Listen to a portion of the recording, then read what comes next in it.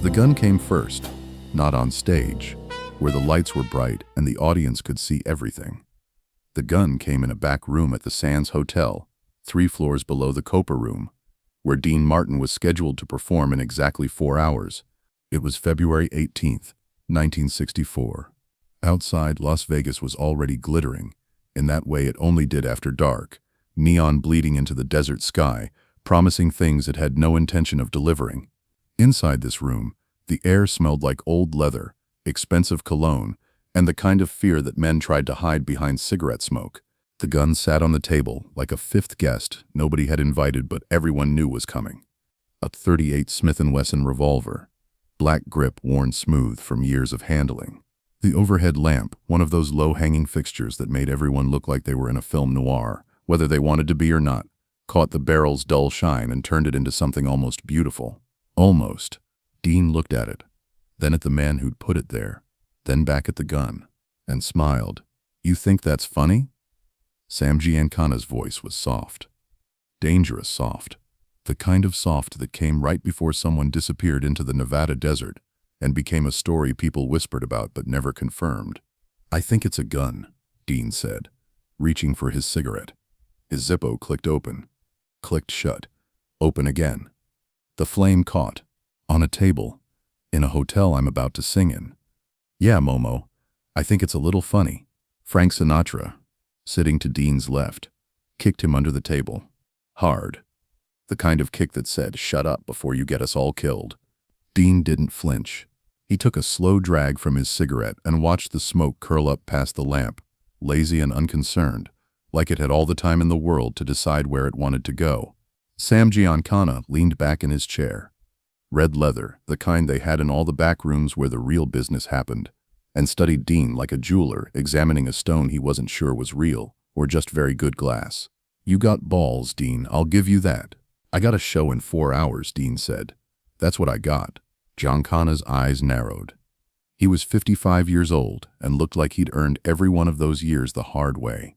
His suit was expensive, Italian wool, tailored perfectly, but there was something in the way he wore it that made you understand clothes were just another kind of uniform. Underneath, he was still the kid from Chicago, who'd learned early that the world didn't give you anything you weren't willing to take. "You know why you're here? Because you asked nicely?" This time Sammy Davis Jr. kicked him from the other side. Sammy's face, visible in profile, the eye patch catching a sliver of light, was a mask of carefully controlled terror. Dean kept smiling. Giancana didn't. "There's questions being asked," Giancana said quietly, each word deliberate as a chess move. "Questions about Cal Neva, about Jack, about who knows what, and who's gonna say what to who. You understand what I'm telling you?" Dean understood perfectly. Cal Neva Lodge, the casino that straddled the California-Nevada border, owned partially by Frank, frequented by Marilyn Monroe in her last months, and visited by men whose names you didn't say out loud unless you wanted attention you couldn't afford. The FBI had been asking questions. Bobby Kennedy, the Attorney General and the President's brother, had been asking even more questions. And Sam Giancana, who'd helped get that president elected, who'd shared a mistress with him, who'd done favors that were now coming due in ways nobody had predicted, was starting to feel exposed. "I understand you're worried. I'm not worried. I'm being careful. There's a difference." Dean tapped ash from his cigarette into the crystal ashtray between them. Slowly, deliberately, like he had all the time in the world.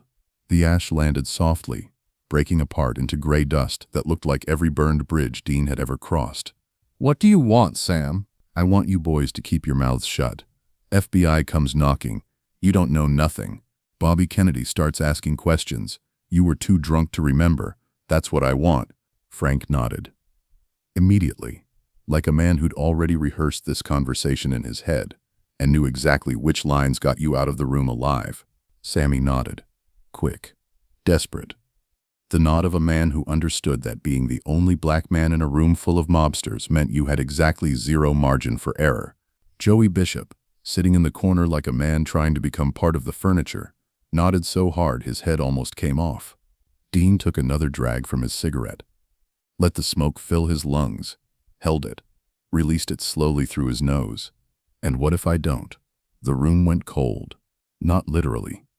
The radiator was still hissing in the corner, but the temperature of the conversation dropped so fast you could almost see frost forming on the glasses. Frank closed his eyes like he was praying. Maybe he was.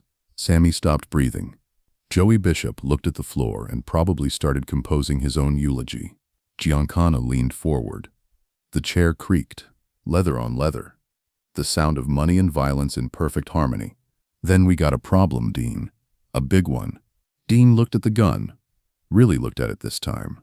Noticed the scratches on the grip, the way the metal caught the light at certain angles and swallowed it at others.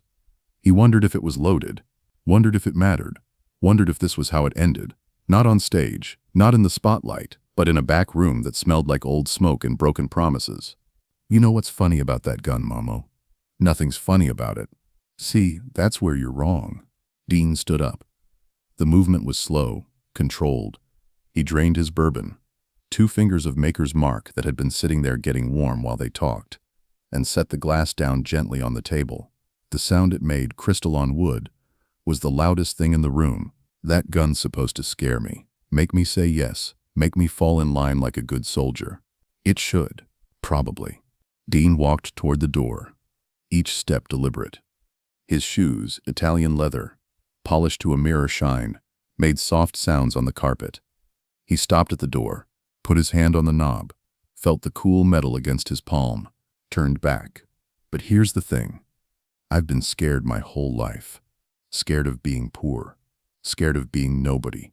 Scared of losing everything I worked for.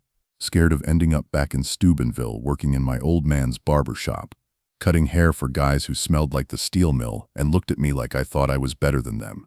He paused, looked at each of them, Frank, Sammy, Joey, brothers, for now. Then back at Giancana. Fear's just another way of being owned.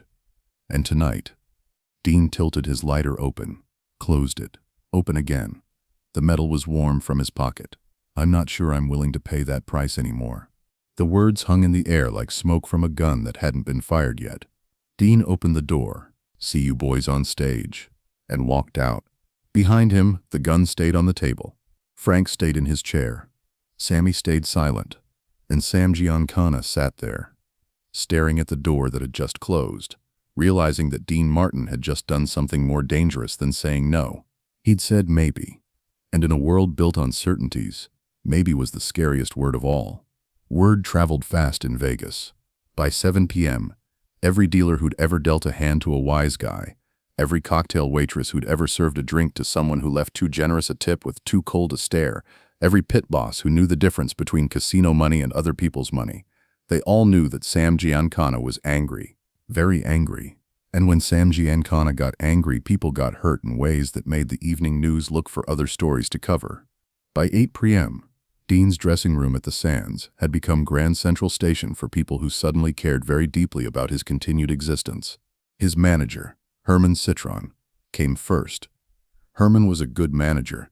He'd gotten Dean out of his partnership with Jerry Lewis, negotiated the TV deal, made sure the money went to the right accounts. But Herman had never had to negotiate with a man who killed people for a living. Dean, please. Just go talk to him. 5 minutes, that's all. Dean sat in front of his mirror, adjusting his bow tie. The dressing room was standard showroom fare. Makeup lights around the mirror, rack of tuxedos, bottles of bourbon that got restocked whether Dean drank them or not.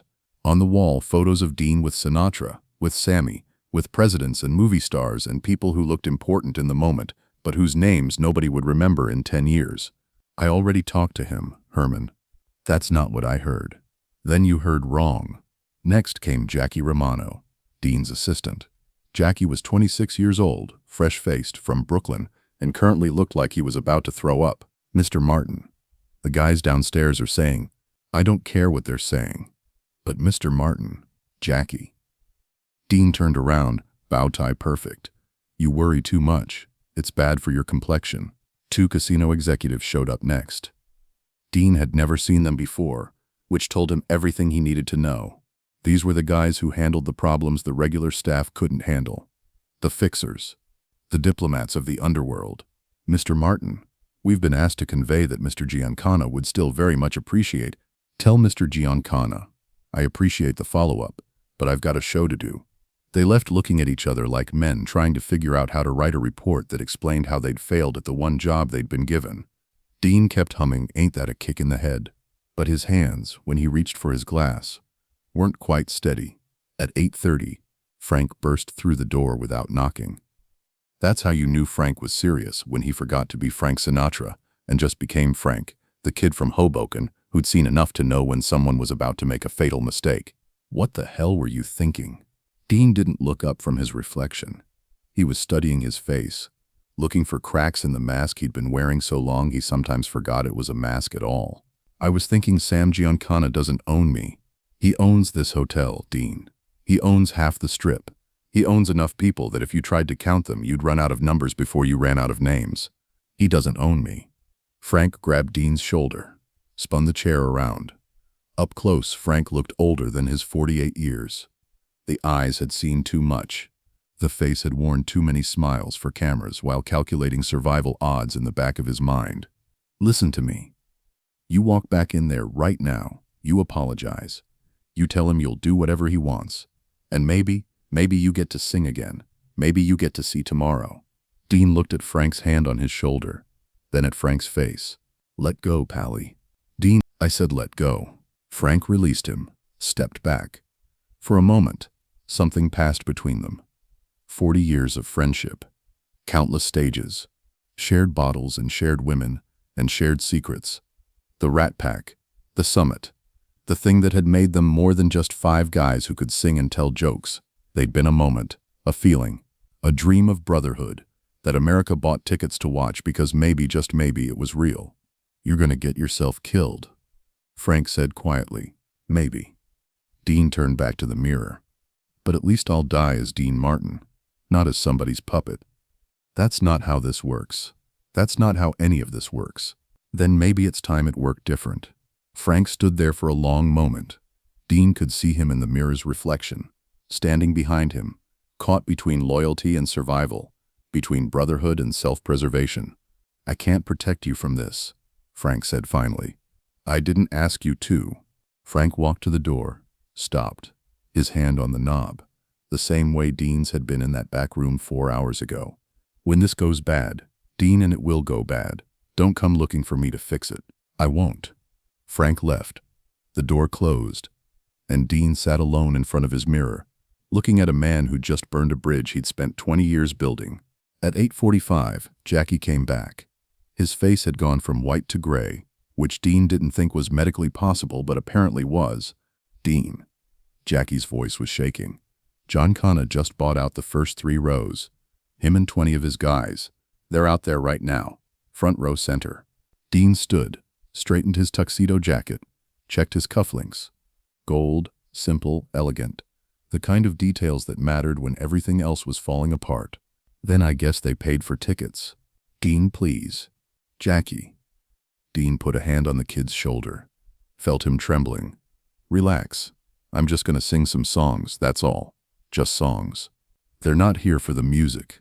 Dean walked to the door, stopped, turned back. I know, and smiled.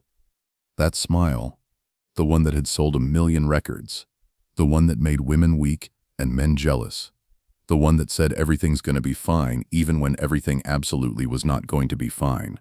But they paid to hear me sing, so I'm gonna sing. He opened the door, and Jackie, yeah, Mr. Martin? If I don't come back, tell my kids their old man went out doing what he loved. Dean. But Dean was already gone, walking down the hallway toward the stage, his footsteps echoing on the tile, each step taking him closer to either legend or extinction, and him not entirely sure which one he was hoping for. At 9 p.m., Dean Martin walked onto the stage of the Copa Room. The house was packed. 2,000 people. Every seat filled. Standing room at the bar. The air thick with cigarette smoke and perfume and anticipation. The Copa Room, at the Sands, was legendary for a reason. Red leather booths that curved around the stage. Crystal chandeliers that caught the spotlight and threw rainbow patterns across the ceiling. A stage that had held Sinatra and Sammy, and Nat King Cole, and every other voice that mattered in 1964. Tonight it would hold either a show or a murder. Maybe both. Dean's eyes adjusted to the lights, those hot white stage lights that made everything else disappear, that created a bubble where only you and the microphone existed and nothing else mattered. Except tonight, something else did matter. The first 3 rows. 20 men in dark suits, not clapping, not smiling, sitting in perfect silence like a jury that had already decided on the verdict and was just waiting for the formality of the execution. And in the center of the front row, directly in front of the stage, where every comic and every singer would naturally focus their attention, sat Sam Giancana. He looked exactly the same as he had 4 hours ago. Same suit, same expression, same cold, calculating eyes that had watched men die and felt nothing but satisfaction at a job well done. Dean looked right at him, smiled. "Good evening, ladies and gentlemen. Welcome to the Sands." The crowd erupted in applause, whistles, cheers, the sound of 2,000 people who'd paid good money to forget about their problems for a few hours. The first 3 rows stayed silent. 20 pairs of eyes, unblinking. Dean nodded to the band, Gus Bavona on clarinet, a full horn section. The best musicians money could buy. They started playing the opening bars of Ain't That a Kick in the Head? Dean sang. His voice was smooth, easy, that laid-back baritone that made everything sound effortless, even when it wasn't. He moved across the stage with his usual casual grace.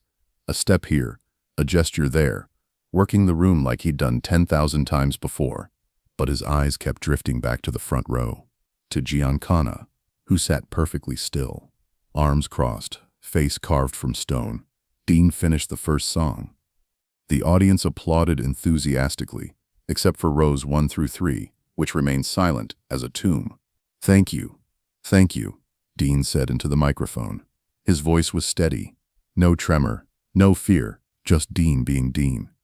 "You're too kind. Although I notice some of you in the front rows there seem a little quiet tonight.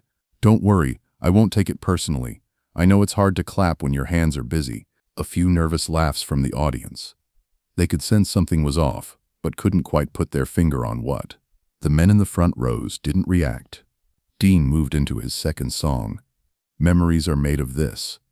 A lighter number. Fun.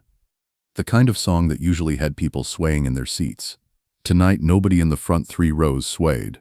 Halfway through the song, Sam Giancana reached into his jacket. Dean saw the movement.